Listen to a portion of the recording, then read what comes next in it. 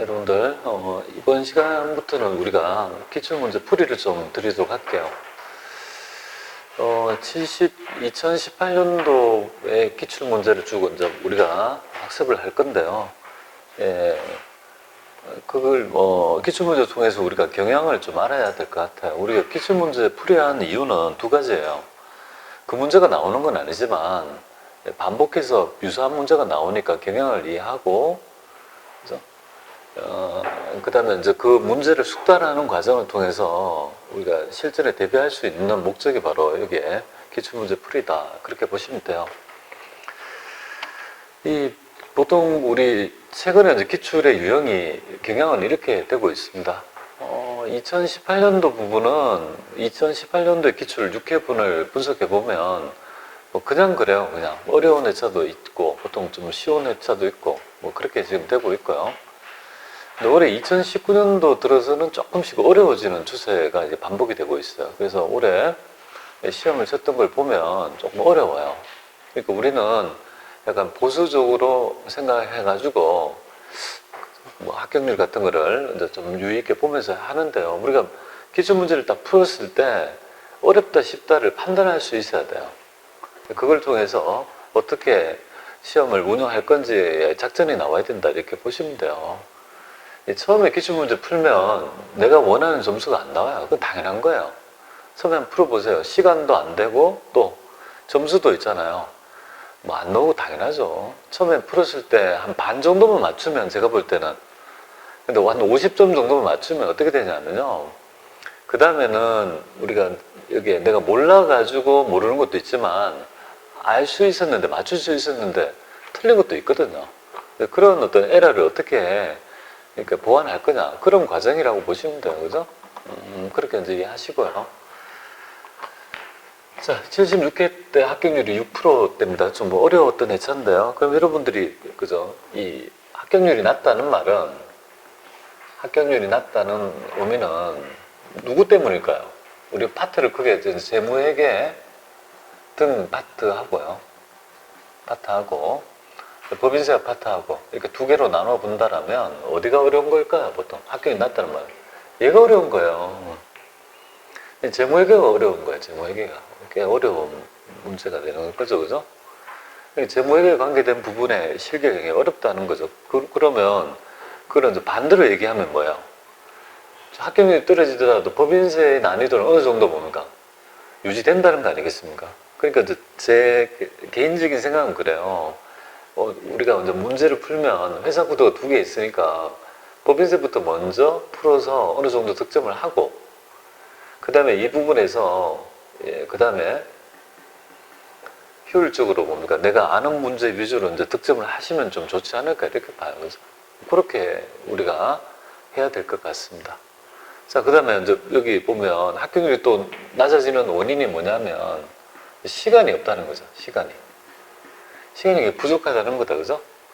그럼 시간을 부족하는 원인은 뭐냐면 이론 문제랄지 이런 것들이 이렇게 어려운 거예요. 그럼 이론에서 너무 많은 시간을 쓰면 실기에 돌아갈 시간이 없는 거 아니겠습니까? 여기 상관관계가 있는 거죠. 그러면 이제 우리가 여기서 여러분들이 재무회계 풀 때 어떻게 해야 되냐면 이론 풀 때 너무 많이 시간을 들으면 안 돼요. 적당하게 이렇게 봐서 이렇게 내가 이제 풀 수 있는 문제 위주로 풀 수 있는 것 중에 하나 이렇게 보시면 나머지는 어떻게 해야 돼요? 시간이 없는. 내가 풀어도 못 푸는 문제는 풀면 안 돼요. 그냥 이런 말은 좀 그렇지만 정 안 되면 밀어버려야 돼요. 그죠? 방법이 없습니다. 그래서 시간 내에 풀 수 있는 거, 그죠? 그런 것들이 중요하다는 거 말씀드립니다. 자, 그러면 이제 이론 논점 우리가 좀 공부해 보고요. 이제 실기는 이렇게 할 거예요. 실기는 뭐가 중요한지 논점을 빠르게 얘기해 주고 이제 세부적으로 보여드리도록 그렇게 하겠습니다. 문제를 푸는 방식이라고 보시면 돼요. 여러분 처음에 딱 봤죠, 이제 시험지를. 그럼 뭐부터 봐야 되냐면 이론을 이렇게 한번 쭉 훑어보는 거예요. 그래서 어느 정도의 수준인지를 대략적으로 가늠이 돼야 돼요. 그리고 그 다음에 법인세를 펼쳐요. 법인세가 내가 원했던 거, 내가 잘하는 건지를 판단해 봐야 돼요. 그래서 어떤 게 나왔는지, 그 중에서 내가 못 푸는 문제는 뭔지, 혹시 시간이 없다면 뭐를 포기해야 될지, 그런 것들을 생각해야 돼요. 그리고 이제 한번 스캐닝하고 다시 훑어가지고 전표 수준을 한번 보는 거예요. 전표 수준이 대충 어떤 건지 보시고, 그 다음에 원천하고 부가 있죠. 펼쳐보고 어떤 논점이 있는지. 원천세는 어차피 뭐 연말정산 관계된 걸 낼 것이고, 부가치세는 서식을 뭐 내는지를 알아야 될 거 아니겠습니까? 그런 위주로 봐서 서식을 보는 순간 내가 잘 아는 거라면 바로 들어가도 되잖아요. 그죠? 그런 것들을 판단할 수 있어야 될 것 같습니다.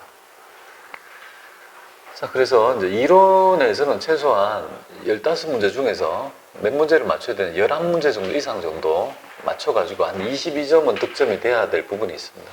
그걸 꼭 이렇게 좀 주시고, 이제 실무는요. 실무는 우리가 이제 전표부터 먼저 해서 전표 문제 1번, 문제 3번 이렇게 해서 20점 배점이죠. 이렇게 풀고 그 다음에 부가치세나 원천, 소득세 있죠. 원천세 이런 형태로 푸는 것들이 좀 효율적이라고 봐요. 물론 개인적인 방법이 있겠지만 그죠? 자, 그러면 어떤 부분을 포기해야 될지 이걸 통해서 한번 확인해 보도록 하겠습니다. 첫 번째 보겠습니다. 회사가 보유하고 있는 유가증권의 얘기를 해요. 유가증권 출제될 거라고 보고 판단하셔야 됩니다. 다음 중 설명으로 틀린 거 찾아보래요. 틀린 거. 자, 틀렸다는 말은 뭐냐면 뭔가 잘못된 걸 얘기하는데요. 지금 보니까 1,000주고 취득원가는 5,000원. 그 다음에 기말에 이제 시가는 4,000원 이렇게 되겠습니다. 가액이 변동했죠, 그죠? 그런데 얘를 단기 매매 증권이나 매도 가능 증권으로 분류 가능하다. 이 말은 해당 주식을 단기 매매 증권으로 분류할 수도 있고 매도 가능 증권으로 분류할 수 있다 이 말이잖아요, 그죠? 자, 이런 상황에서 제시하는 자료를 보고 이 지문에 대한 판단을 해보라는 거예요. 유가증권의 분류 방법과 상관없이 배당 가능 이익은 동일합니까? 배당 가능 이익이 뭘까요, 여러분들이? 당연히 그죠. 처분할 수 있는 미처분 이익잉여금이잖아요, 그죠? 배당할 수 있는 이익은. 그럼 이익잉여금에 그죠? 해당이 되는 거랑 안 되는 거랑 얘는 당연히 떨어졌으니까 단기 매매 증권 같으면 비용으로 인식했으니까 배당 가능 이익이 줄 것이고 매도 가능 증권의 평가손익은요. 당연히 자본으로 처리했으니까 손익에 영향을 주지 않는 거 아니겠습니까? 차이가 배당은 동일하다는 말은 다릅니다. 틀렸습니다. 그죠? 네, 이렇게 되죠. 그 다음에 매도 가능 증권으로 분류할 때 자본이 감소할 것이고 당연히. 그 다음에 어떤 경우든 유가증권의 장부가액은 공정가치법이니까 똑같은 거고. 단기 매매 증권은 그걸 감소하고 맞죠, 그죠? 네, 정답은 1번이 될 것 같습니다. 1번 잘못된 걸 얘기하죠. 동일하지 않습니다. 네, 하나는 수익으로 처리하고 하나는요. 하나는 비용으로 처리하고 하나는 자본으로 처리하니까 이익잉여금의 자체가 다르다 이렇게 보시면 돼요. 자, 그 다음에 두 번째 볼게요. 또 자본의 얘기죠. 그러니까 얘는 지금 보시면 자본 나오잖아요, 그죠? 되게 그죠? 자본이랄지 이런 거 좋아합니다. 자본액에 대한 설명으로 틀린 것. 우리 자기주식 처분 손실이 있으면 뭐 자기주식 처분 이익으로 우선 상계하고 잔액은 자본조정 계산하고 맞고 주식을 할인 발행하면 실제적으로 증가합니까? 증가하죠? 네, 그러니까 이걸 피해 나가야 되죠. 무상증자와 주식 배당은 총 자본에 영향을 주지 않는다. 뭐 우리 누누이 많이 얘기했던 개념이잖아요, 그죠? 자, 자기 주식을 소각할 경우에 가장 중요한 건 취득원가라고 있잖아요. 자기 주식은 취득원가 정보가 필요하죠. 그 다음에 최초의 발행가액입니까? 우리 감사는? 그죠? 소각이라는 거는 있잖아요. 발행가액이라는 것은 우리가 처음에 최초에 우리가 돈을 유입한 할인 발행이 될 수도 있고 할증 발행도 될 수 있는 거잖아요. 그거랑 비교하는 게 아니에요. 발행가액이 아니고 액면가액이죠. 주식에. 액면가액하고 취득가액의 차이를 감자 차익과 차수로 본다. 잘못된 부분입니다. 정답은 이제 4번이 되겠죠. 그죠? 자, 1번, 2번 자본 문제를 딱 펼치고 있으니까 상당히 논점이 어렵다는 거 알 수 있는 거잖아요. 그리고 나름 풀려고 딱 봤는데 세 번째가 어떻게 돼요? 세 번째는 이제 뭐 할만은 한데 양으로 그죠? 성불을 하는 거예요. 그러니까 이런 문제들이 만약에 출제되었을 때 내가 알고 있는 이걸 풀어봤던 프레임이 없으면 못 풀어요. 그러니까 내가 이제 준비되면 풀고 준비가 전혀 안 된다라면 풀 수 없는 거예요, 그죠? 그러니까 이게 제끼고 그 다음 걸 풀어야 돼요. 근데 그 다음 또 그래 만만한 문제는 또 아니단 말이죠. 처분이니까 연습이 돼야지 풀 수 있는 부분이죠. 그러니까 제가 수업 시간에 말씀드렸듯이 난이도가 어려울 때 가장 큰 특징이 재무회계에서 있죠. 굉장히 어렵게 낸다는 겁니다. 그런 점을 좀. 자, 그러면 이 문제 일단은 풀어는 드릴게요. 네, 실제로는 내가 이거 딱 보는 순간 연습이 안 됐으면 패스해야 돼요. 풀면 안 된다 이렇게 보시면 돼요. 자, 이거 한번 보겠습니다. 지금 물어보는 것은 연도 말 현재 재무상태표에 표시될 매출세건을 의미합니다. 그럼 내가 원하는 것은 여기 매출세건 있죠. 매출세건 있습니다. 기말, 기초가 있고 기말이 있겠죠, 그죠? 그럼 단계에 있죠. 우리가 여기에 매출세건은 자, 그 다음에 여기 회수는 있죠. 회수가 이렇게 될 거고 단계에 뭡니까? 단계에 뭐 외상으로 한 거 있죠. 외상거래 한 거 뭐 이런 얘기하는 거겠죠.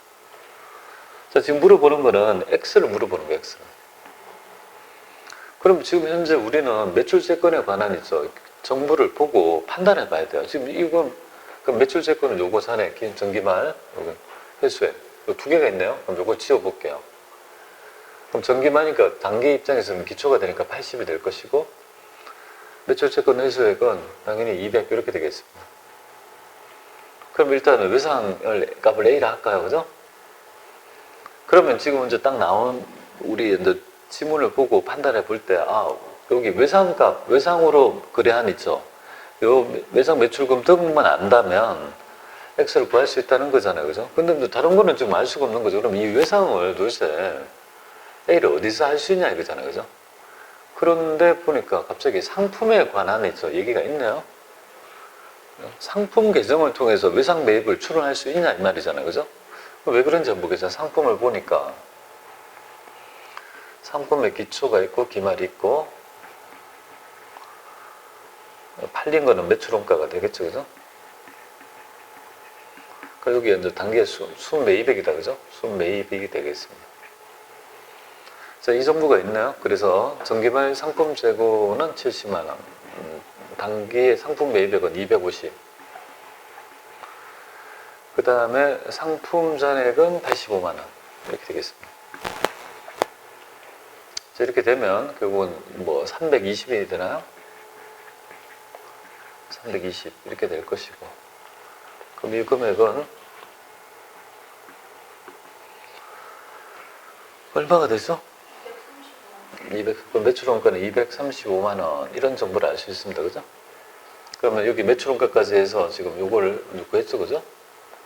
자, 아직도 A는 요걸 합니다. 근데 여기 보니까 단기 현금 매출은 이만큼이고 현금 매출을 제외하고는 모두 외상 매출이에요. 지금 이 A가 드디어 밝혀졌죠. 그죠? 그러니까 매출액 중에서 여기 매출액이 있네요. 그죠? 총 매출액 중에서 지금 현금 매출액은 현금하고 외상 매출인데 지금 여기 A잖아요. 그죠? 현금은 75다 이 말이니까 그럼 우리는 결국은 총 매출만 알면 결국은 외상 매출을 알고 외상 매출을 알면 여기에 반영하면 X를 구할 수 있다는 결론에 이렇게 되잖아요. 그러면 외상 매출 그러면 총 매출액이 얼마인지를 어떻게 하냐 이거잖아요. 그죠? 그러니까 총 매출액은 이걸 가지고 뽑아내는 거죠. 매출 총이익과 매출 원가를 아니까, 그죠? 그걸 통해서 추론할 수 있는 거잖아요. 그래서 매출액에서 매출 원가를 빼면 매출 총이익이 되잖아요. 그죠? 그러니까 얘가 이제 매출 총이익이 180이라 했고, 매출 원가는 요 금액이 235만원 이렇게 되니까 매출액은요? 415만원 이렇게 되나요? 그럼 이게 415만원이라는 거고 그럼 75 빼면 320인가요? 340이네 340만원 하면 이 금액이 언제 드디어 구해졌다는 거 아니에요? 그렇게 해서 A가 뭔가 340이고 그러면 얘는요 420이다 이 말이고 얘도 420이다 이 말이잖아요. 그죠? 그럼 회수니까 결국은 얼마가 되겠습니까? 220도 이렇게 구하는 거잖아요. 그러니까 실제로 이런 것들이 굉장히 그죠? 약간 노가다성이잖아요. 그죠? 그러니까 이런 문제 패턴이 예전에 나온 적이 있어요. 이게 한 5, 6, 7년이나 이 정도에 한 번씩 돌아가면서 나오는 거예요. 그러니까 이거를 뭐 어떤 정형화된 게 아니라 X를 넣고 X를 뽑아가는 과정이잖아요. 그죠? 그러니까 뭐 어떤 문제를 파악을 X를 놓고 그러면 X를 구하려면 뭐가 필요한지를 구하는 과정에서 풀 수밖에 없는 문제다. 이렇게 보면 돼요. 그래서 이런 패턴의 유형이 내가 연습했으면 들어가는 거고 파악이 안 되면 일단 스킵해서 시간 대비 효율을 따져야 된다. 이렇게 보시면 돼요. 자, 그 다음에 네 번째 한번 볼게요. 네 번째는 여러분들 좀 간편하게 하면 좋을 것 같아요. 이걸 굉장히 그죠? 어렵게 하지 말고 좀 간편하게 보겠습니다. 일단은 물어보는 부분이 유형자산의 처분 손익인데 국고보조금이 끼워진 있죠. 개념이 다 이 말이잖아요. 그럼 이걸 할 때 이렇게 하시면 될 것 같아요. 어떻게 하냐면 지금 50만 원 주고 샀어요. 7월 1일 날. 근데 언제 팔았냐면 여기 이렇게 팔았어요. 7월 날. 그러니까 딱 중도 처분인 줄 알았는데 보니까 중도 처분이지만 딱 보니까 2년이잖아요. 그죠? 그러니까 딱 2년 동안에 상각 누계액만 정확히 구할 수 있다면 손쉽게 구할 수 있는 거잖아요. 7월 1일이니까 중도에 처분했으니까 6개월치를 고려할 필요가 없는 거예요. 이렇게 딱 팔았으니까. 그러면 결국은 2년 동안에 있잖아요. 상각이 진행된 후에 예여 있죠. 기계장치의 잔액을, 장부가액을 찾으면 돼요. 근데 얘는 보니까 국고보조금이 10% 받은 거잖아요. 그러니까 이걸 할 때 그걸 고려해서 하면 복잡하니까 어떻게 하라고 했습니까? 아예 5만 원 없다고 생각하면 돼요. 그럼 나는 지금 얼마 주고 산 거야, 지금? 기계장치. 그냥 5만 원이 없다고 생각하고, 그러면 45만 원 안 해요, 그죠? 45만 원 주고 산 거잖아요. 그럼 45만 원을 10년 동안 상각하니까, 정액법이니까 산소가치 없으니까 2년을 했다라면요. 2년 동안 상각했으면 얼마가 되겠습니까? 당연히 9만 원을 했으니까 이 시점에 2년이 지난 상부가액은 당연히 36만 원이 되는 거 아니겠습니까? 요거를 구할 수 있냐 이거잖아요. 상부가액을. 그리고 이제 대가를 비교해 보니까 어떻게 돼요? 대가는 30만 원이잖아요. 그죠? 그럼 6만 원만큼 손해봤다 이 말이잖아요. 이게 이제 좀 더 간편하게 할 수 있는 거 아니겠습니까? 그죠? 간명하잖아요. 저렇게 해서 한 방에 뭡니까? 딱 할 수 있도록 합니다. 그걸 고려해가지고 총액을 가지고 고려하려면 너무 복잡하잖아요. 저렇게 해서 간명하게 할 수 있으면 될 것 같아요. 자, 이거 말씀드렸고요. 그 다음에 다섯 번째 볼게요. 다섯 번째가 있죠. 여러분들 제가 조금 논점이 있습니다. 요거 한번 제가 본 강의할 때 약간 혼란스럽게 하는 것 같은데 요거 지금 이 문제 가지고 정확하게 다시 한번 잡도록 해볼게요. 근데 이게 좀 심하잖아요. 지금 자본 문제가 몇 개 나왔어요. 5개 중에 3개나 나왔잖아요. 그죠? 그리고 심지어는 뭐예요? 그것도 뭐 매출 채권은 너무 양이 많겠고. 그냥 국고보조금은 논점이 있고, 그죠? 뭐 이렇게 하니까 사람들이 여기서 뭐예요? 시간도 많이 쓰고, 많이 틀리고, 이러니까 시간이 안 맞는 거예요. 그러니까 뒤쪽에 시간 손이 안 들어오죠. 그러니까 법인세 손이 안 들어가는 거예요. 순전하게 풀었다가는 이렇게 되는 거예요. 그러니까 여러분이 이거 딱 이 문제를 받아들였을 때 이거 양이 좀 이상하다 싶으면 오히려 이런 문제가 있으면 원가부터 푸세요. 알겠죠? 원가부터 풀고 나머지 거 풀고 있죠. 시간이 너무 많이 걸린다 싶으면 넘어가가지고 그러니까 득점이 되는 위주로 풀어보시면 될 것 같아요. 이거 한번 이익잉여금 처분계산서 한번 말씀드려 볼게요. 지금 이 이익잉여금 처분계산서가 있는데요. 여기에서 보면 배당 미처분 이익잉여금은 요 당기순이익은 포함되지 않는 금액으로 집계가 돼요. 왜 그럴까요? 지금 우리 실제로 입력을 해보면 당기순이익은 요 시점에서 뭡니까? 만들어지는 나의 경성가잖아요. 요 부분을 아직 있죠. 처분할 수 있습니까? 기말 시점은 요거는 처분할 수 있는 이익잉여금이 아니죠. 단지 뭐예요?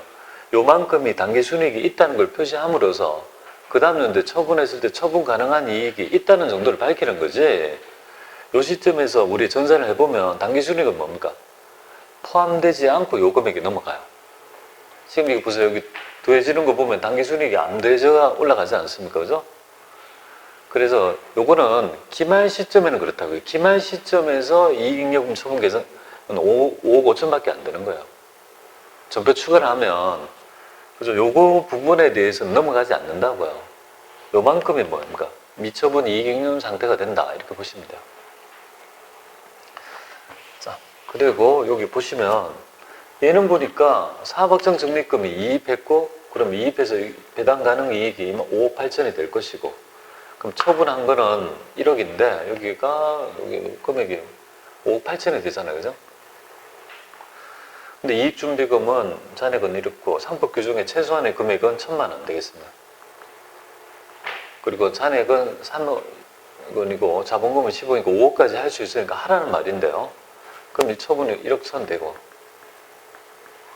그러면 이거 빼면은 먼저 4억 7천 이렇게 되겠네요. 그죠? 자, 그래서 이제 첫 번째 부분은 단기말 미처분 이익잉여금은 5억 5천이 맞는데, 단기말 현재. 답은 2번에 왜 그러냐면, 이 처분은 언제, 사업확정 적립금 있잖아요. 이입은 언제 일어납니까? 2번. 얘는 지금 처분 예정일이, 그죠? 기말이 아니고, 그 다음 연도 2월 25일 날 이걸 처분한다, 이 말이잖아요. 그죠? 이입한다, 이 말이잖아요. 그죠? 그러니까, 읽어보시면, 기말 시점에는 사업확정 적립금에 대해서 이입한 적이 없는 거잖아요. 그렇기 때문에 잔액이 정기보다 감소한다는 말이 맞습니까? 기말 시점에서는, 이거를 이입한 적이 없잖아요. 그죠? 그러니까 감소되고 자시고 할 게 아니라 변화하지 않는다가 정답이에요. 그러니까 이거에 대한 본질은 뭐를 물어보는 거냐면, 기말 시점에 이익잉여금 처분 계산서는 기말 시점에서는 뭡니까? 이익 처분 전의 금액을 보고한다는 거. 그죠? 요 기말 시점에 이익잉여금 처분 계산서는 그죠? 이익 처분을 하기 전에 금액을 보고한다는 거예요. 5억 5천을 보고하고,